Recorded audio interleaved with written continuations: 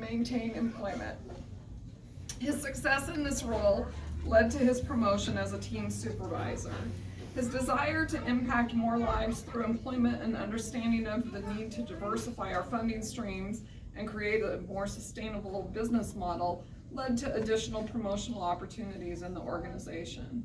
As a member of the executive team, George was aptly named the Road Warrior as he scouted Eastern Washington to promote career path services and was responsible for the establishment of multiple service locations such as Colville, Omak, Moses Lake, Shelton, and then a little bit later on the Tri-Cities. And then he helped with the expansion over to the west side. Due to his hard work, vision, and understanding of the industry, the board of directors appointed George as CEO in 2007. One of the most significant challenges he faced as the new CEO was shifting from a singular service provider in one service division to a consortium model, bringing former competitors together, creating partnerships, blending staff, values, and corporate cultures was a challenge. George led the efforts implementing change that in the short term challenged the organization, and in the long term strengthened the organization as a leader in workforce development. The new partnerships and blending of staff has improved performance across the system, attracting additional resources. George's leadership for the last 10 years, well, actually 12 years, has helped to shepherd career path services into 24 different service locations in 14 or 15 counties, and an $18 million a year budget. Accompanying his understanding of the organization's needs, George's experience serving our target populations has provided the backbone of knowledge for our practitioners, and it's put to use on a daily basis. From the disadvantaged youth, adults and dislocated workers, public assistance recipients, persons with disabilities, veterans, ex-felons, and job seekers living in rural areas, George has used his broad experience to relate to staff when considering how to best implement service delivery policies or funding changes. As the leader of an award-winning nonprofit, George works with the management team to develop and implement long-term strategic plans, build effective and practical program models, and ensure the overall health of the organization. His successful efforts to be an industry leader in the area of employee benefits and pay are only one of the reasons others have sought him out as an industry expert. It is arguable that any organization is able to grow and be successful without a spirit of vitality and a strong corporate culture. George models the organizational core values in all he does and has defined the tone of our corporate culture in simple yet memorable ways. The 3 E's of excellence, exceeding, and entrepreneurship: PI, passion, impact, excellence, and of course what we're doing today, the 3 F's: food, fun, and fellowship. These values are demonstrated regularly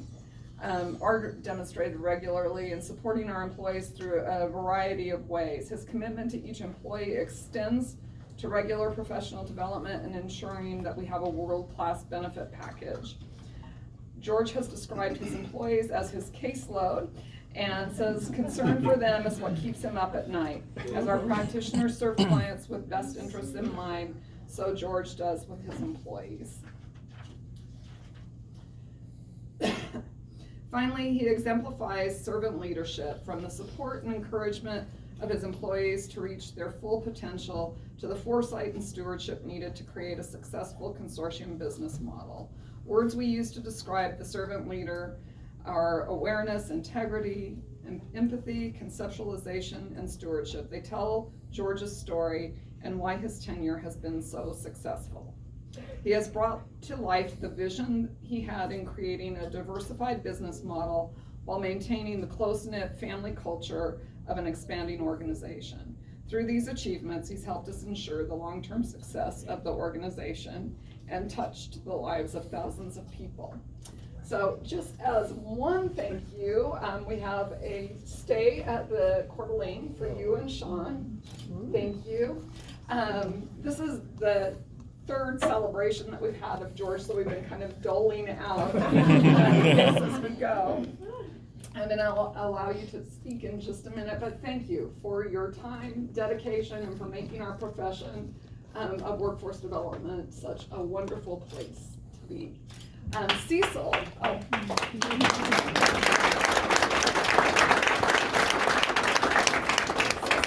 whose last name I just forgot, Daniels, from Department of Commerce, came over from Olympia today and has something for George and would like to share a few words. Good afternoon, everyone. It's my privilege to be here representing the Department of Commerce. I'm here representing a few people. Our director, Lisa Brown, my direct supervisor, Diane Klontz, who is the Assistant Director of the Community Services and Housing Division, and I'm also representing Diane Gianoble, a former Career Path Services employee that I kind of pilfered because of her excellence to run the Work First program and community jobs in my shop. This is my first day meeting George, but this is not my first time hearing about him and his leadership and just his presence. And it's clear to me, just by looking at everyone in this room, from the different spaces that we come from, that your impact is large and varied. I'd like to share a letter from the Department of Commerce to you. On behalf of the state of Washington, I would like to thank you for your exemplary service for over 39 years with Career Path Services. Your organization is one of the finest examples of workforce development in the state of Washington. Serving in various executive leadership roles at Career Path Services for the past 32 years, your leadership, as well as your heartfelt commitment to the goal of improving the living circumstances for low-income families, sets an unparalleled example of excellence. Your time at Career Path Services has involved you being committed to the growth of workforce development in multiple communities throughout the state. The work you have done has allowed Career Path Services to be a leader in connecting job seekers to employment opportunities through the dignity of work. In 1998, when the Washington State Community, Trade, and Economic Development created the Community Jobs Program, you, George, invested time and energy in expanding the program to both rural and urban communities throughout Washington. Also, your community service has continued over the years with leadership positions on numerous local boards and organizations. The state of Washington and the Department of Commerce have truly benefited from your professionalism, commitment, and dedication. Please accept my appreciation and congratulations as you are honored for your work in workforce development and the dedication to the people of Washington. Sincerely, Lisa Brown, Director.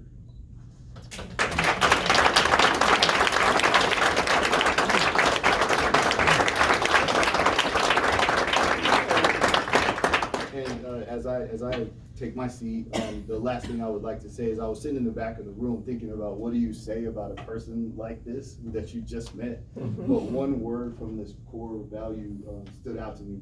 As I'm striving to grow as a leader, the thing that I've noticed about George in just this amount of time that sticks out to me is his integrity. You can't lead for that amount of time without having integrity. First, it really just means being trustworthy, so that when you know that you go to George, you're getting something authentic and real. And then it also means to have strength. You won't drive over a bridge if you can't trust it because the integrity is compromised. It's very clear to me that your strength and your leadership has a wide-ranging impact. And it is said that the highest level of leadership is legacy. And again, it's clear to me that your legacy will live on in these people. So thank you for your service.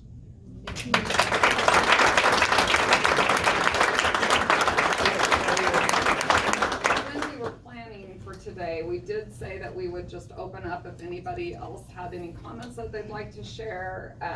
So I will just open it up for a minute or two to see if there's someone that would like to say something more. Sure, Please. yeah. Mark Matkey from Spokane Workforce. I too have a letter. No, I don't. That was a great idea. Yeah, it was. Yeah, I wish I did. But I just wanted to say thank you, George. When I first came into my job back in 2006, you were in not the current role, but a role here, and ever since then, George and Career Path Services have been the organization that the Spokane Workforce Council looks to help us lead the change in our community around workforce development, to innovate, to drive better service delivery. And your focus on the customers that you serve and the expertise that you brought into our system have been essential to all the work that we've been able to accomplish over the course of decades now, but just in my short tenure here as well. So I just wanted to thank you for that, and I wish you the best as you transition into I'm very envious. It gets to go what it gets to do, but it's well earned, and you're leaving it in great hands with Cami as well, and just much appreciation for all you've done in our community. Thank you.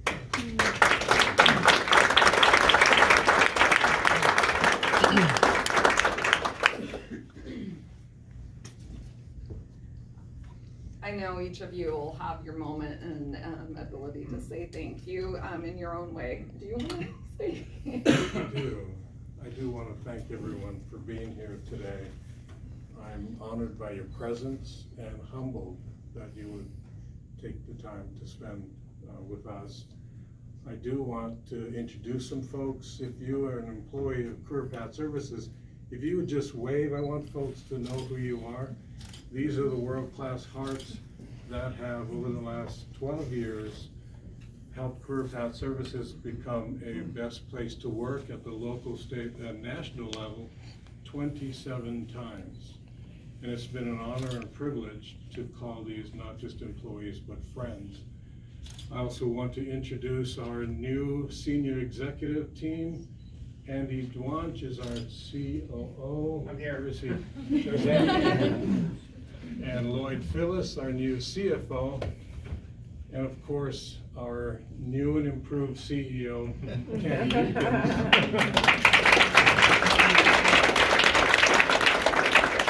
And I want to introduce my family.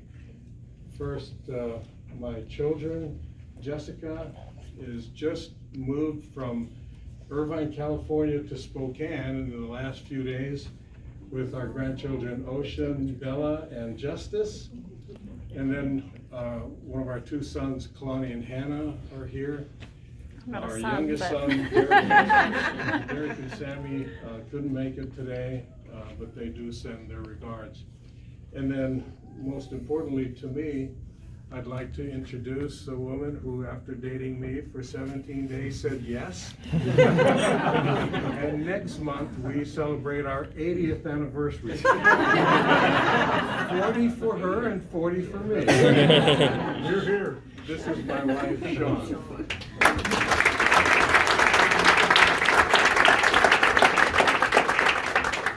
It's odd to think about this day because I've been getting really excited until recently, where 3 events caused me to pause about a month ago at our staff conference.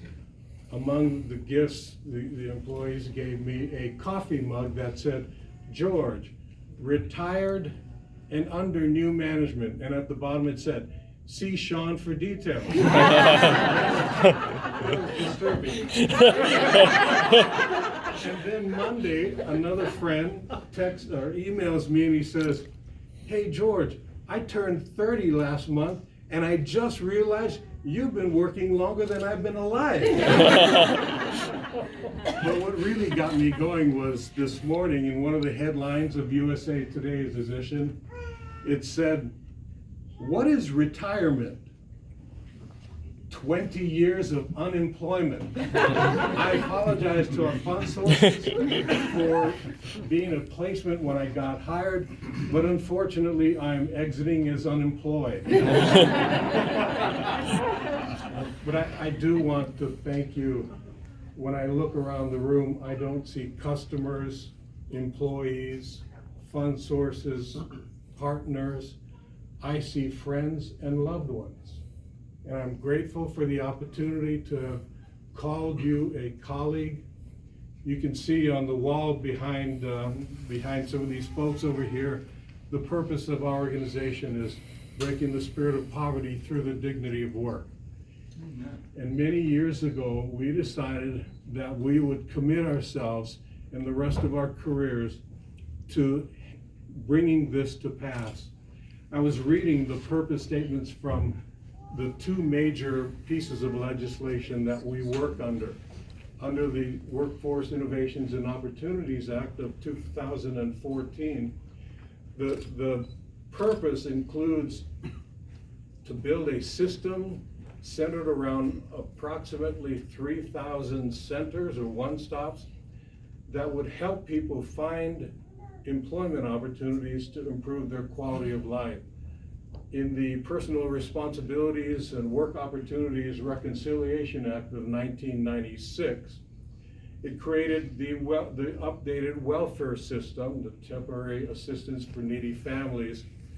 And in that purpose statement, it said that the system is designed to help primarily mothers find employment and increase earnings, and to improve the welfare of children and those who are parents. This statement of the spirit of poverty, breaking the spirit of poverty through the dignity of work, is in line with the primary legislations that we operate. And it's been a wonderful opportunity. I was telling the staff a few weeks ago about Roger, one of my customers, who was about to get fired from Rizzuto's Pizza Supply here in town because he was smelling badly. And the supervisor didn't want him to be working around food on the packaging and the boxing lines. So I took Roger home to see what was happening, and he said his washing machine had broken. When I got to the house, I was hit with this stench that came from a laundry load in the washing machine that had broken down and had been sitting there for several weeks. The clothes, as I helped him remove the load, began to crumble and shred in my hands. When I got home that night, Sean asked me, "What have you been doing today?" Poverty robs people of the joy and beauty of life.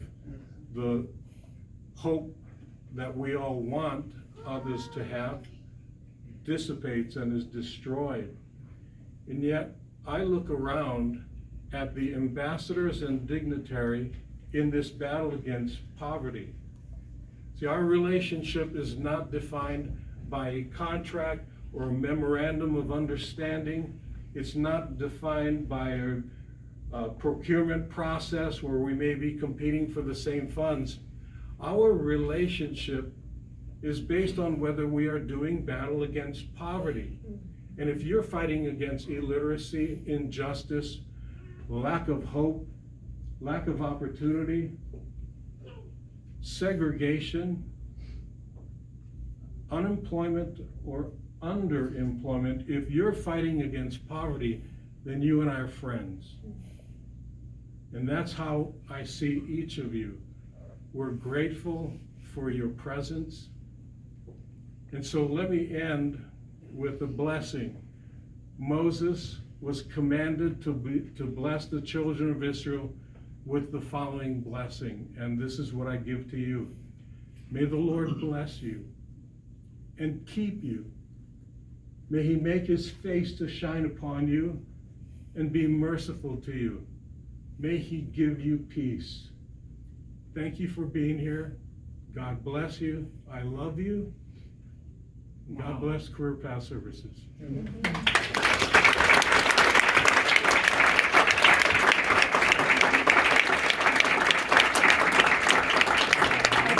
Not a lot to say after George speaks, but thank you for being here. I do want to point out two other people that are here today representing our board. Stephanie, thank you for coming. Ted Lang in the back, thank you for being here. And thank you all. Please, please, please eat food. And thank you to the planning committee, especially Trina and Raina, who have done just an amazing job in with that, visit, have fun, and eat lots of food. Thank you for being here.